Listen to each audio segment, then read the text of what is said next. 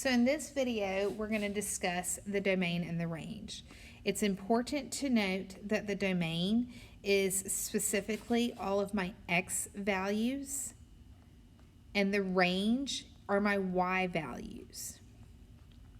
The domain is also my input, my independent variables, and the range is my output and my dependent variables. Those are just other words that we use for them. But in this case, we're going to talk about in terms of x values and y values. So if I look at a relation as a set of ordered pairs, so if I look at, let me write a set of ordered pairs for you.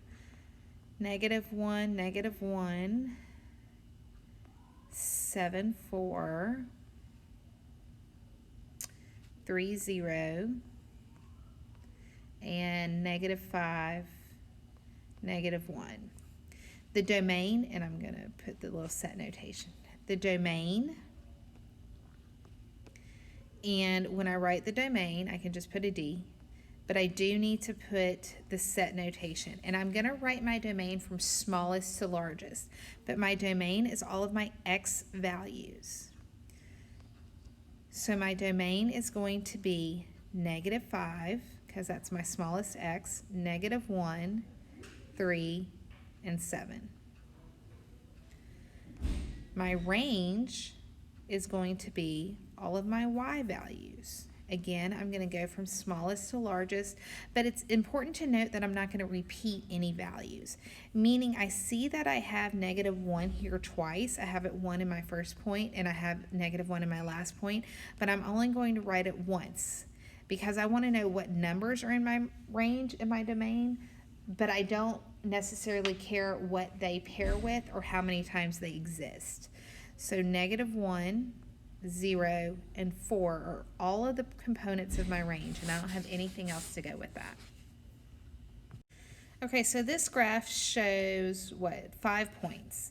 So I want to write down what those 5 points are so that I can accurately find my domain and range. My first point, it looks like it's at the point 2, 0. My next point is at the point 1, 2. The next point, and really the order that you find the points in doesn't really matter. These are just how I'm doing them, is at the point 1, -3. My next point appears to be at -1, 3. And my last point appears to be at 4, -3. So my reason for writing these out as a set of ordered pairs is just so that I can make sure I get my domain and my range accurate without missing any values. So I'm going to kind of do the same thing I did up above, and I'm going to say my x values are my domain. Again, I'm not repeating anything, and I'm going to go from smallest to largest. So my smallest one is -1. 1, I have 2 1s, but I'm only going to write it once. 2 and 4. My range is all my y values, so 0, 3, 2, and -3. Again, I'm only going to write the -3 one time. I'm going to go from smallest to largest, so -3, 0, 2, and 3. So it's 2 different situations, and I can find my domain and range from both of them. So the domain and range for this graph. If I look at the domain, I'm going to read the domain from left to right. So if you can tell, this graph is going off the screen. So basically that means that there are arrows understood to be going from ever and ever. So if I keep going forever and ever and ever, that means that this part goes to -infinity. And this part goes to -infinity. But it's going to keep going out and out and out. No matter how slow it goes, it's going to continue to go all the way out. So my domain from left to right, because it doesn't stop, goes from -infinity to +infinity, also known as all real numbers. So my domain is all real numbers. My range, when I read my range, I read it from bottom to top. My range starts at negative infinity and it stops here at 3. So my range goes from negative infinity and it stops at 3. And 3 is included in my solution set. So there's a couple of different ways I can write my range.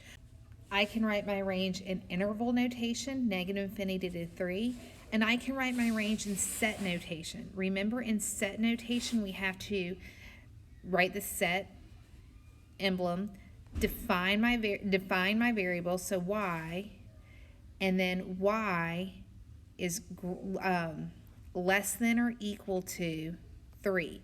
Y less than or equal to because it starts at 3 and it goes down. So either one of these would be acceptable for your range, either in set, interval notation or set notation. I would take either. Okay, the domain and range here. The domain, again, I'm going to read it from left to right, but it has a starting point. It starts at negative 3 and it continues on forever. So if I wrote it in interval notation, I would write my domain as going from negative 3 to infinity. If I wrote it in set notation, I would have my set mark, define your variable, and say that x is greater than or equal to negative 3. For your range, remember your range goes from bottom to top. At the bottom, it starts at negative 2 and continues on and on and on forever. So as my range, in interval notation, is going to include negative 2 and go to infinity. In set notation, I'm going to have my set symbol, define my variable, and I'm going to say y is greater than or equal to negative 2 because it continues up from there. Close out my set. Okay, so this one's kind of an interesting graph. I have two parts to it, of course. I have the part on my left, which is over here, and the part on my right, which is over here, and they don't connect in the middle. They actually have a part where they skip. And if I look at the skip part, that's kind of what's important. So my graph does not go over this line here or this line here, and both of those lines have a name. Those are called asymptotes. I didn't do a very good straight line, but you got it. Those are called asymptotes. An asymptote is a line that the graph gets closer and closer to, but never stops. But never crosses, but never actually crosses. So when it comes to my domain and range, I have two options. I can either tell you what it is or I can tell you what it isn't, because it's the same thing. So if I tell you what you can't do, it means that you can do anything but that. So for my domain, for my variable x can be anything except for this line here. And that line is x is equal to 3. So x cannot equal 3. It can do anything but that. My range can do anything except for this right here, and that's a 1. So my range is y, and it can do anything except for equal 1. So in all of the other ones, I was telling you what x was. X is everything 3 and greater. Y is negative 2 and under, so 3 to infinity, negative 2 and less, and things like that. In this case, I'm telling you what it can't equal.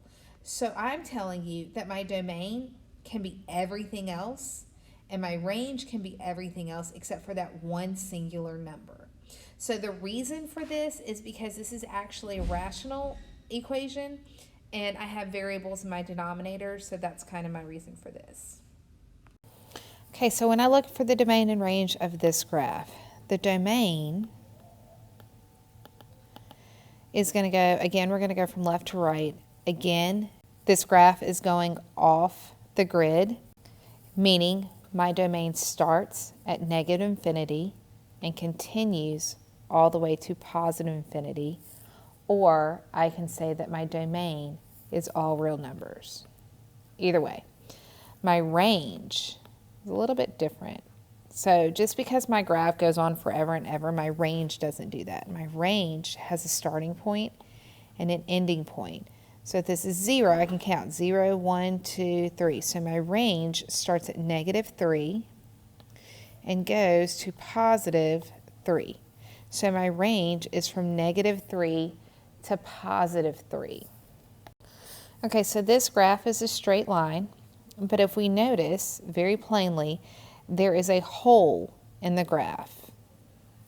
So for most lines, the domain and the range is all real numbers. But because there's a hole in the graph, that means that there is one spot that is not part of the graph. So my domain is not all real numbers. It is all real numbers except for that one part. So my domain is everything from negative infinity up to negative 2. And then again, it starts at negative 2 and goes to positive infinity because there's a hole at negative 2.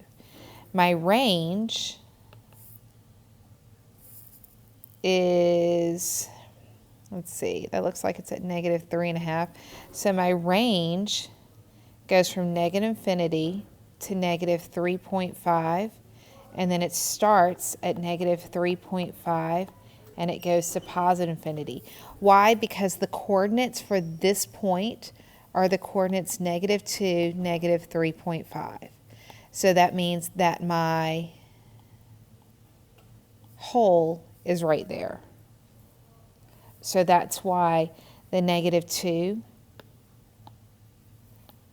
is the hole for my domain, and the negative 3.5 is where the hole is for my range. Okay, I'm going to do this and one more for you.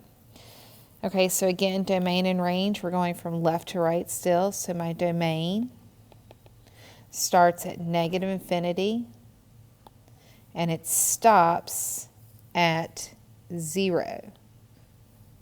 Why does it stop at 0? Because this is x is equal to 0. You're going to be tempted to put 2, but that's 2 on your y-axis, so be careful with that, okay? So you don't want to put 2 because this is x is equal to 0. So there's 2 ways that you can write this domain. This is a perfectly good way. You can also say that your domain is with the set notation x for every x less than or equal to 0. Either way is correct. I would take either. My range, on the other hand, goes from negative infinity to positive infinity, so my range is all real numbers. Either of these are correct. You don't have to write them both. You can just write either one. You don't have to write both of these for the domain. You can just write either one. I have one last example for you. Okay, so for this one, there's no breaks in my domain, so my domain is all real numbers. Or again, you can write negative infinity to positive infinity. You don't have to write both. I'm just giving you options, okay? My range goes from negative 2 to positive infinity. Now, it looks like that I'm actually on negative 2, but I can assure you I am not. This is an exponential function. And exponential functions always have an asymptote. So if this were something I could zoom in, it never crosses that line and it just gets closer and closer to it but doesn't actually touch it. So this would not include negative 2. So I'm going to stop here with domain and range. I can give you examples of thousands and thousands of functions, of graphs, and go through domain and range, but that would just take forever. So I'm going to stop here and let you guys do some work on your own.